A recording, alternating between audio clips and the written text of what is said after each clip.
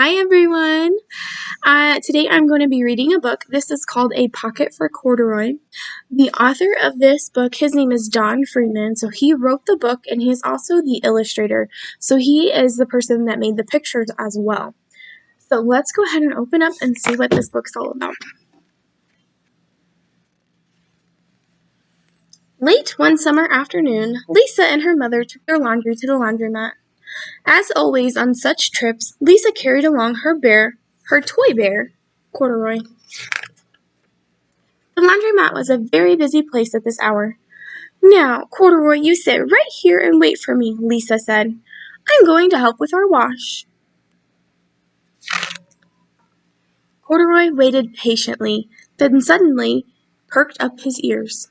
Lisa's mother was saying, "Be sure to take everything out of your pockets, Lisa dear. You don't want your precious things to get all wet and soapy."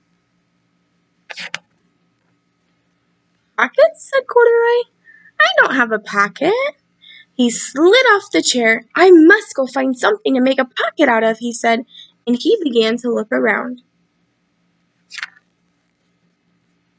First he came to a pile of fancy towels and washcloths, but nothing was the right size or color. Then he saw a huge stack of colorful clothes in a laundry bag. "There ought to be something in there to make a pocket out of," he said. Without hesitating, he climbed inside the bag, which was filled with pieces of wet laundry. The dampness didn't bother Corduroy in the least. "This must be a cave," he said, sighing happily. "I've always wanted to live in a dark, cool cave." When the time came for Lisa to fetch the bear, he was gone. "Oh, Mommy," she exclaimed, "Corduroy isn't here where I left him." "I'm sorry, honey," said her mother, "but the laundromat will be closing soon, and we must be getting home."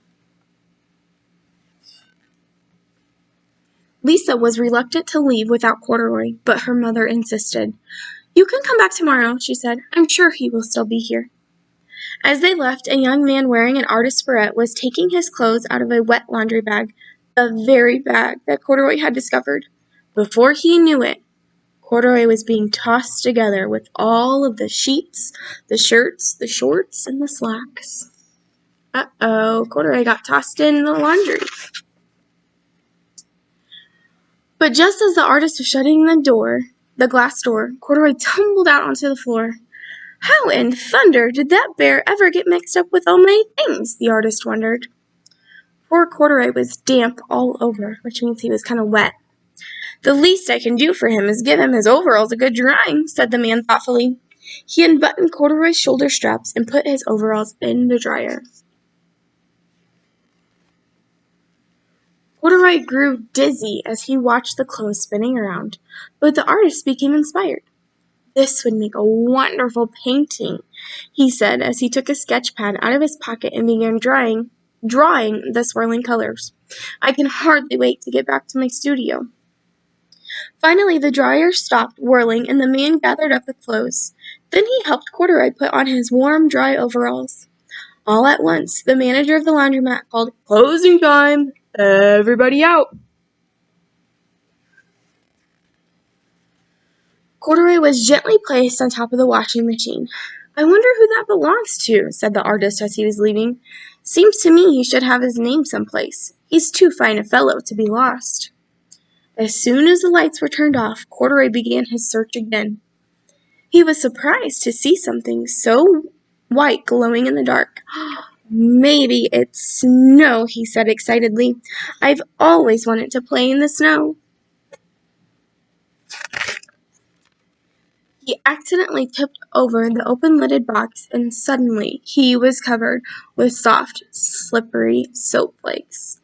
That wasn't snow. That was laundry detergent. Gradually, Corduroy began to slip and slide. "Oh, what fun!" he said with a smile. "I've always wanted to ski down a steep mountainside." He landed paws first in an empty laundry basket. "This must be a cage," he said, peeking through the bars. "I never wanted to live inside a cage like a bear in the zoo." But by now, Corduroy felt drowsy, which means kind of sleepy, and soon he nodded off to sleep. Next morning, when the manager came to open the door of the laundromat, there was Lisa waiting. "I left something in here yesterday," she explained. "May I look around?" "Certainly," said the manager. "My customers always leave something." Lisa was searching under the chairs and in the back of the washing machine when she heard the manager call her. "Is this what you're looking for, senorita?" "Do you think that he found Corduroy?" "Yes, yes, he's my best friend," shouted Lisa as she came running. She reached in and picked up Corduroy out of the basket. "So this is where you've been, you little rascal," she said. "It's time I took you home." Lisa thanked the manager and ran out the door down the street, holding Corduroy tightly in her arms. "I thought I told you to wait for me," she said. "Why did you wander away?" "I went looking for a pocket," said Corduroy. "Oh, Corduroy, why didn't you tell me you wanted a pocket?" asked Lisa, giving him an affectionate squeeze. The very morning, Lisa sewed a pocket on Corduroy's overalls. "And here is a card I made with your name on it for you to keep tucked inside," she said. "I've always wanted a purple pocket with my name tucked inside," said Corduroy, as he and Lisa nuzzled noses. I hope you all enjoyed that story.